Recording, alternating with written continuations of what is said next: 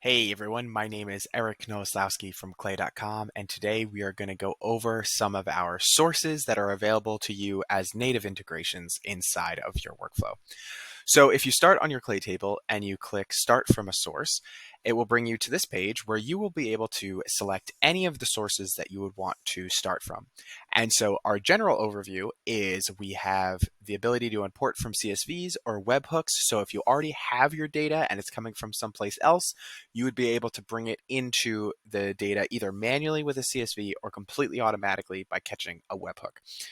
We also have a LinkedIn integration where you would be able to do a quick query of LinkedIn profiles by things like experience headline, their job title, their location, different things like that. Oh, add the companies that they work at and different things. We also have two GitHub sources that you'd be able to take advantage of here. One for a stargazer of a repository or a contributor. This is great for when you're recruiting software engineers because you know GitHub is where they are all the time. And these are two ways that you'd be able to start building your lists. We have three sources that you can use from Twitter. We could either source a account's Twitter followers, we can source a Twitter following list, or we can source the Twitter mentions. And this is mentions inside of a reply. See, it's get all accounts mentioned in the reply. So if there's a very, very long thread of a tweet that you would want to, contact the people of, this is the perfect one for you to use. Twitter followers is obviously if somebody has an audience that you would like to contact, like you think about Jason Calacanis, you want to reach out to his audience, you would be able to use the Twitter followers right here to get that. Twitter following, maybe you're very interested in the fact that Jason Calacanis follows certain people. That could be interesting to you. You'd be able to use that source there. Then we have two for HubSpot. HubSpot contacts and then HubSpot companies. So you'd be able to source contacts or companies from your HubSpot account.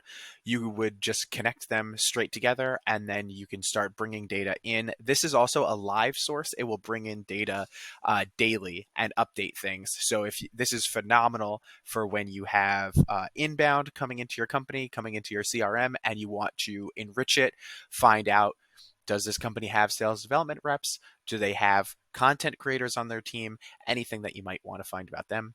Phantom Buster is, I call it the gateway of no code scrapers because it's just absolutely phenomenal with all the different, they call them phantoms, but they're essentially functions that you can use on LinkedIn, Sales Navigator, Instagram, Facebook, Slack, Yelp, all different kinds of things that you can do to start scraping. And so when you scrape a list using Phantom Buster, you are able to put this directly into your Clay table for ease of use and enriching things.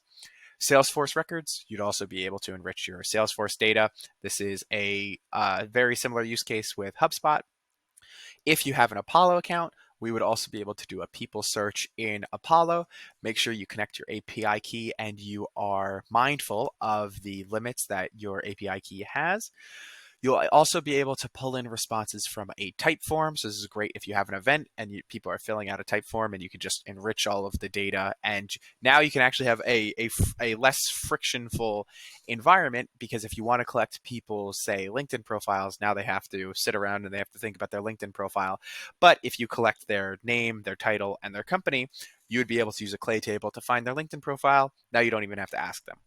Google Maps is a very popular source for us when people are looking at local leads. So there are some companies that don't have a large LinkedIn presence that have excellent Google Maps presences. These are companies like plumbers, roofers, uh, pool installers, different people who are local service businesses and they don't necessarily market themselves on LinkedIn. We can find them on Google Maps.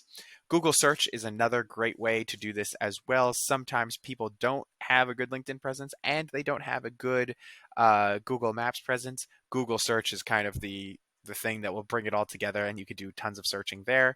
This is also really good for searching blog articles and different things that mention certain topics or companies that mention certain topics as well. You can refer to another one of our videos about that because it's just absolutely fantastic. Then close contacts. This is a CRM close.io that you'd be able to integrate in with your Clay workflows. And then our Clay Chrome extension, where you can turn any website into its own API, we'll call it, and you can scrape a website for any data that you see there, map it yourself, and then pull it into your Clay table.